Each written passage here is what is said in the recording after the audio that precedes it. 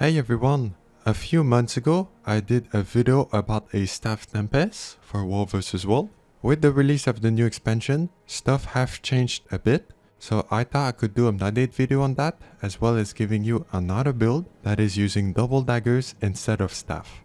I hope you enjoy, and let's get started. First one we're going to look at is the staff build.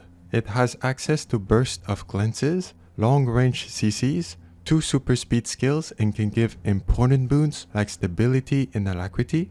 It's a good all-around build that you can even stick to a simple rotation to make it easy to play. The build goes as follows. You want to have minstrel for stats, a staff with transference and concentration sigils, and optionally another staff with transference and life sigils. You want to have monk for your runes, trooper as your relic, and healing power for infusions if you have any. Those 2 consumables are the best food and utility for you, but can be a bit expensive to maintain. So here's also 2 alternatives that are much cheaper to use. The reason for 2 staves is that you can use the one with the sigil of life to get stacks of that sigil's effect, then swap to your other staff when you reach the maximum of 25 stacks and effectively have 3 sigils at once. Just make sure to put a life sigil on your underwater weapon too, so you don't lose the stacks when going in the water. These are the traits and skills you want to use. In addition to their effects, these skills can also cleanse a lot of conditions. Your other main sources of cleanses are in earth and water attunement, and whenever you give an aura to an ally, you will cleanse conditions from them. If we take a look at the rotation, for the fire attunement, you just want to quickly go in and out of it whenever you can. This trait makes it so that when you leave fire, you will consume some of your might boons and give it to your allies. This can really help increasing the DPS of your squad.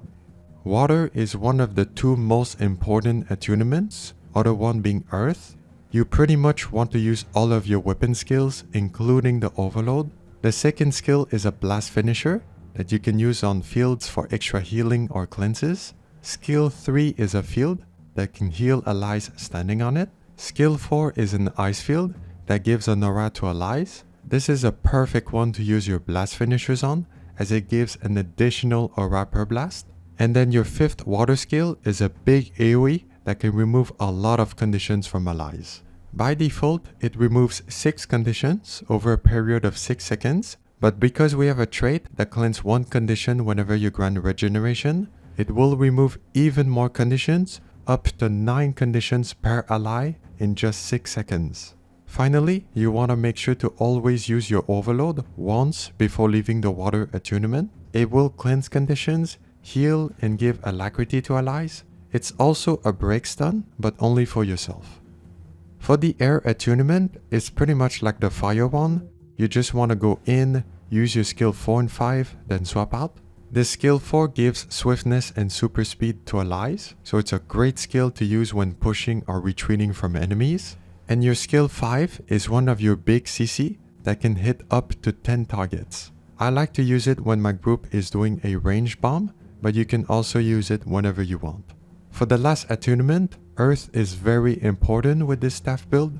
The skill 3 and 4 are your most valuable skills. Skill 4 is your other big CC that can also affect up to 10 targets. Using it randomly on the enemy works well, especially in front of them when they're pushing or retreating.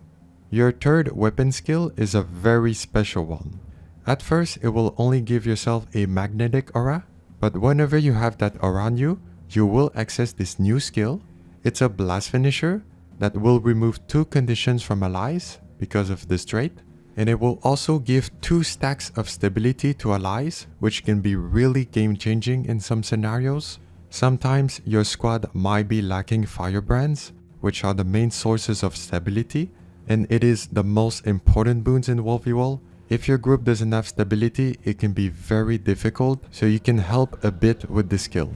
The range of which you give the stability is quite far, up to 600 units. You can give yourself the magnetic aura after completing the earth overload using your Aftershock utility skill, 5 seconds after using your elite skill Rebound, and with your weapon skill 3. While in earth, your goal is to give yourself as many of those auras as possible so you can cleanse conditions and give stability. Just like water, you want to make sure to have used the Earth Overload before leaving the attunement. For your other skills, they are just fillers. You may use them whenever you need them, no matter the attunement you're in. Your heal skill will heal and remove 2 conditions from allies. Your flash freeze utility skill will cleanse up to 4 conditions from allies. And your Eye of the Storm skill will break stun allies and give them super speed. As for the double daggers build, it can also cleanse a lot of conditions. It has a lot of close range CCs instead of long range. It cannot give any stability, but it can heal more, and you only have 1 skill that gives super speed. For the build, it's pretty much identical to the staff one. You may wear a 3rd dagger and put a sigil of life on it. You don't need to have 2 other daggers, just 1 is enough, since when you swap to the other weapon set, it will still use the same dagger on the empty slot. If you do so, don't forget to put a sigil of life on your underwater weapon as well. As for the traits and skills, the only difference is that you want to have the top middle for the water trait line instead of bottom middle top. Frost auras will be important in this build, and since it can give more auras in general, we chose this trait so you can share them with allies and cleanse more conditions because of this trait in the fire trait line. The rotation in this build is a bit more versatile. You might execute it differently depending on the fight. In the fire attunement, your only important skill is the overload. It will give an aura upon starting it, then give another one when finishing it. The overload takes a few seconds to be ready, so you might use your other weapon skills in the meantime. The water attunement is the most important one for cleansing and healing allies. Whenever you have a frost aura on you, the 4th weapon skill will be temporarily replaced with this one. It removes 2 conditions and heal allies for quite a bit. Your goal is to grant as many frost auras and use this skill as often as possible while in water. Your overload, flash freeze utility skill, 5 seconds after using your elite skill Rebound, and your weapon skill 4 all grant a frost aura.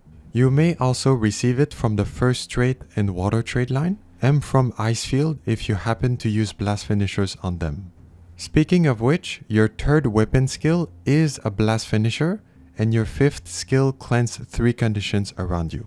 Before leaving the water attunement, you always want to make sure to have used the overload for the alacrity and additional cleanses. In the air attunement, your important skills are the weapon skill 3 and your overload.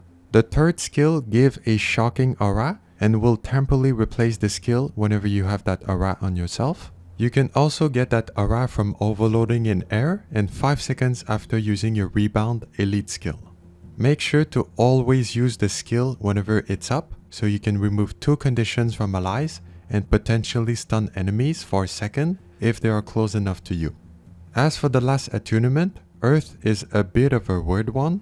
The weapon skill 3 is a leap that finishes combo in fields, and the skill 4 and 5s are blast finishers. So you may randomly use these skills as you're fighting, and they might give auras or cleanse conditions depending which field you end up finishing on. Since there are a ton of fields everywhere in the Zerg fight, they will almost always end up doing something, but it's not consistent. The overload can be used to give alacrity, some cleanses, stability, and the last cast immobilizes nearby foes if they are close enough. It also gives a few stack of stability, but only for yourself. The Earth attunement is not always useful, so I would suggest skipping it whenever you feel overwhelmed. As for your other skills, you may cast them whenever you need them. Your Aftershock utility skill reflects projectiles and immobilizes enemies, so it can be useful when pushing. You will want to keep your elite skill for water or air attunement most of the time. Flash freeze should be used exclusively in water. Then your other utility skill and heal skill can be casted in any attunements as soon as you need them. Both builds are very good, so I would suggest just picking the one you prefer. If you like them equally, you could create templates for both and swap on the go. The staff build is great for long range fights and provides some stability, while the double daggers build works well in close range encounters and provides great healing. I gave a bit of a simplified rotation, so it's always possible to execute it differently. If you decide to try any of the two builds, I wish you the best of success. Thank you for watching, and I will see you next time.